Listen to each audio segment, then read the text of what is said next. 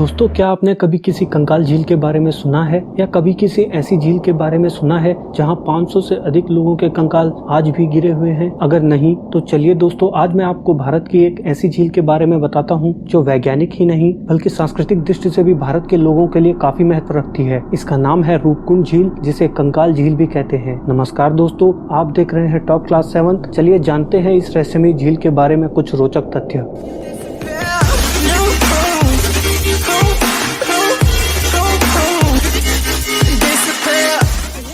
दोस्तों, रूपकुंड नाम से प्रसिद्ध यह झील उत्तराखंड के चमोली जिले में है। यह हिमालय की दो चोटी त्रिशूल और नंद घुघुती की तलहटी में स्थित है, जो ज्यादातर समय बर्फ से ढकी रहती है। यह एक निर्जन स्थान है जो समुद्र तल से 16,499 फीट की ऊंचाई पर स्थित है और ये पुरातत्व विज्ञान के सबसे रहस्यमयी रहस्यों में से एक है। दोस्तों, इस झील की खोज अंग्रेजों के जमाने के एक रेंजर HK माधवल ने सन 1942 में की थी। उन्हें यहाँ 500 से अधिक कंकाल मिले थे। शुरुआत में ये माना जाता था कि ये कंकाल उन जापानी सैनिकों के थे जो द्वितीय विश्व युद्ध में इस रास्ते से गुजर रहे थे और एक बर्फीले तूफान में फंस गए थे। कुछ विशेषज्ञों का ये भी मानना था कि ये कंकाल कश्मीर के जनरल जोरावर सिंह और उनके सैनिकों के थे, जो 1841 में तिब्बत के युद्ध से लौट रहे थे और खराब मौसम की चपेट में आने के कारण इनकी मृत्यु हो गई होगी। तो कुछ लोग ये भी दावा करते हैं कि ये लोग किसी भयानक संक्रामक बीमारी की चपेट में आ गए होंगे और इस झील के पास आकर सभी ने आत्महत्या कर ली होगी। लेकिन जब इन कंकालों की कार्बन डेटिंग के द्वारा जाँच की गई तो ये कंकाल 7वीं से 10वीं शताब्दी के बीच के निकले, जिसने वैज्ञानिकों को हैरान कर दिया। दोस्तों, वैज्ञानिकों को इन कंकालों से बहुत पुरानी लकड़ियां, चमड़े के जूते, लोहे के हथियार और जेवरात मिले। इसके साथ ही उन्हें काफी कम मात्रा में इनके नाखून और शरीर के चमड़ी के भी अवशेष मिले। इतने सालों तक ये अवशेष कैसे इस बर्फीले और निर्जन वातावरण में बचे रहे, यह भी एक बड़ा सवाल था। कुछ कहानियों के अनुसार ये कंकाल प्राचीन समय में कन्नौज के राजा और रानी और उनके सैनिकों के थे, जो तीर्थ यात्रा पर निकले थे और ओलों की वर्षा में फंस गए। दोस्तों, इन कंकालों के परीक्षण से ये पता चलता है कि इनकी मृत्यु सर पर और शरीर के ऊपरी हिस्सों पर चोट लगने की वजह से हुई है, जबकि अधिकतर कहानियों के अनुसार इनकी मौत ओलों की आंधी की वजह से हुई है। लेकिन ओलों की वर्षा से